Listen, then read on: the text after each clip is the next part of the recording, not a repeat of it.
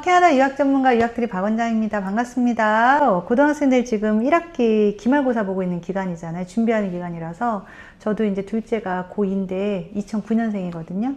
근데 한창 이제 시험 공부하고 있더라고요. 많은 분들이 이제 고등학생들이 요즘에는 캐나다 유학, 해외 유학을 많이 알아봅니다.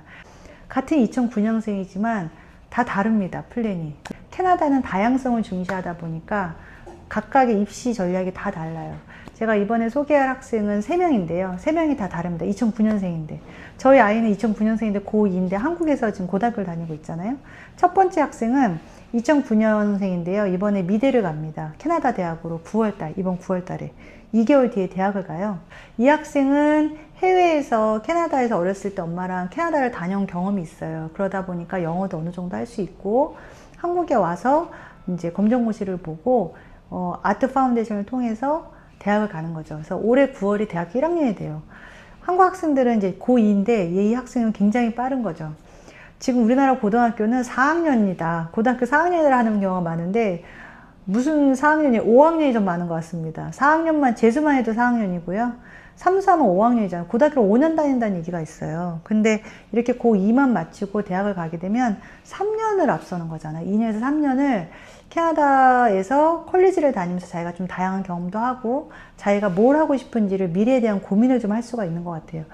한국에 있으면 똑같은 입시를 하기 때문에 수능, 모의고사, 내신 이렇게 준비하기 때문에 아이들이 자기가 뭘 하고 싶은지를 많이 고민할 수 있는 시간적 여유가 없는 것 같거든요. 이 학생 2009년생이에요. 이 학생도 이번에 1학기를 마치고 2학기 때 캐나다 고등학교를 갑니다. 고등학교 2학년 때 이제 캐나다 고등학교를 가는데 고등학생이 캐나다를 갈 때 많이 고민을 하죠. 캐나다 사립고등학교를 갈 것인가 아니면 국제사립고등학교를 갈 것인가 아니면 일반 공립을 갈 것인가를 고민을 하는데 학생이 굉장히 목표가 뚜렷해요. 의료계통의 대학, 유니버시티나 컬리지를 가고 싶다고 해서 학점을 지금 고2 1학기를 가서 잘 맞춰서 대학을 가기에는 일반 공립을 가서는 자기가 원하는 과목들이 개설이 안 되는 경우도 많고요. 빨리 이제 방학 때도 빨리 크레딧을 따가지고 30크레딧을 따서 고등학교 졸업장을 받아서 대학을 가야 되는데 그 수강 신청을 하는 게 내가 원하는 수강이 자주 열리지 않는 거예요. 그래서 이 학생은 제가 국제사립고등학교로 이번 9월에 공부를 해서요. 목표가 내후년에 대학을 갑니다. 왜냐면 이제 내년에 하반기에 원서를 써서 후년에 9월에 대학을 이제 유니버시티에 가는 게 목표로 가는 게 두 번째 학생의 사례예요. 학생이 의대 쪽 진학도 원해서 제가 이제 어떤 과목을 들어야 되는지와 또 어떤 쪽 봉사활동이라던가 비교과를 준비해야 되는지 안내 드렸고요.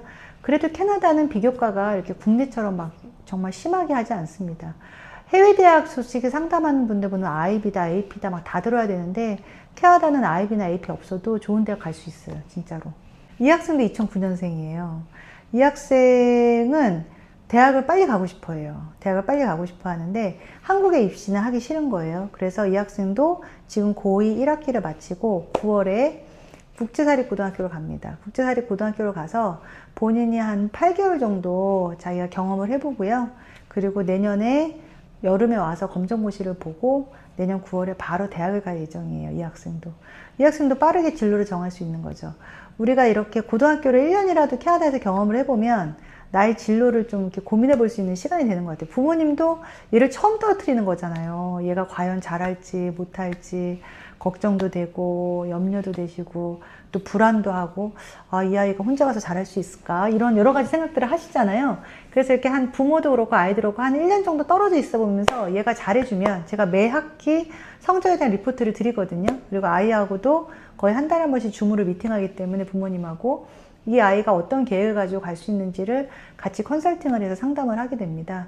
그래서 이 학생도 저와 함께 내년에 대학을 가기로 하고 또 이제 계획이 없던 네 번째 학생을 소개해 볼까요? 이 학생은 2010년생입니다. 2010년생인데 한국에 와서 이제 내후년에 대학을 가려고 캐나다 온타리오주 고등학교 졸업장을 온라인으로 달려고 연락이 온 거예요. 그래서 제가 왜 2년을 굳이 미룰 필요 없이 내년에 대학 갈 수 있다고 안내를 해줘. 2010년생이니까 제가 올해 9월에 2009년생 보낸 것처럼 2010년생을 내년 9월에 우리 간호학과 입학을 하자. 이 학생 간호학과 입학을 원하더라고요. 간호학과를 RN이나 PN을 갈 수 있다고 안내를 했고요. 그 방법이 가능해요? 이렇게 물어보시더라고요. 그래서 그럼 가능하죠. 그래서 그 노하우를 안내를 해드렸죠.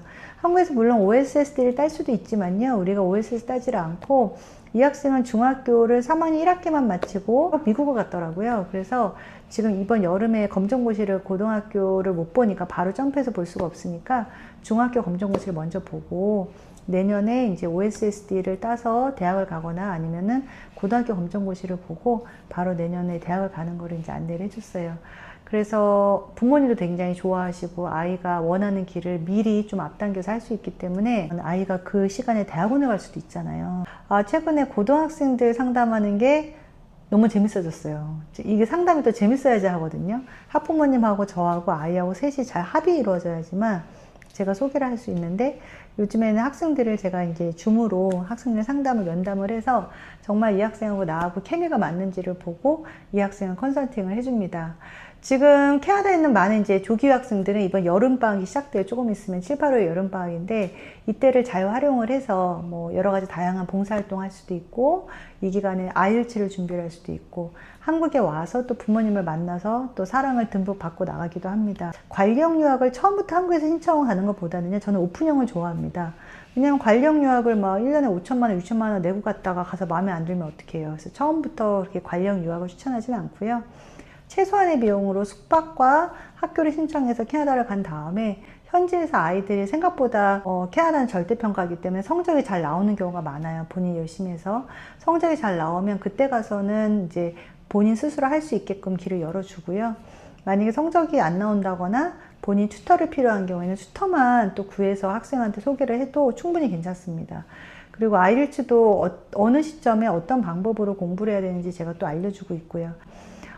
기말고사 이제 얼마 안 남았으니까 지금 또 최선을 다하고요. 이렇게 1학기를 마치고 나서 지금 9월 학기 가는 게 많이 촉박하면 캐나다 국제사립고등학교는 11월에 갈 수도 있습니다. 11월 학기에 맞춰서 가는 걸 지금 준비할 수 있기 때문에 11월 학기에 준비해서 내년 하반기에 원서를 넣고 또 후년에 대학을 가는 거를 좀 빠른 스피드로 준비할 수 있으니까요. 제가 학생들 이렇게 보내보고 또 주변에 많이 소개하고 한국의 그 치열한 속에서 아이들이 지내왔잖아요. 너무 많은 과목들을 한꺼번에 우리나라는 많이 배우는데 고등학교 때 캐나다 국공립이나 국제사립 같은 경우에는 2개월에 한 달에 한 과목을 배워요. 여름에도 7, 8월에 썸머가 있거든요. 7월에 한 과목, 8월에 한 과목. 한 과목만 하니까 다른 과목 여러 개 막 하는 게 아니잖아요. 지금 애들 기말고사 준비하는데 몇 과목을 준비하는 줄 아세요? 근데 한 달 동안 한 과목을 해서 한 과목을 크레딧을 따는 거니까 오로지 그 과목에만 집중할 수 있는 거예요. 그래서 훨씬 공부에 대한 학업에 대한 여유가 있다고 저는 보여지거든요. 한국에서 힘드신 분들, 좀 다른 방법으로 해외에서의 좀 진로를 좀 열어주고 싶은 학부모님들 저한테 연락 주시면 다양한 방법으로 비용도 많이 절감되고 또 아이도 덜 지치고 그 비용 대비 효과를 좀 확실하게 얻을 수 있는 방법으로 제가 컨설팅 해주고 이걸 좀 이끌어줄 수 있을 것 같습니다. 어떠셨어요? 캐나다 고등학생들 많이 가고 싶은가요? 제가 고등학교 유학에 대해서 많은 또 시리즈를 또 안내하도록 하겠습니다. 감사합니다.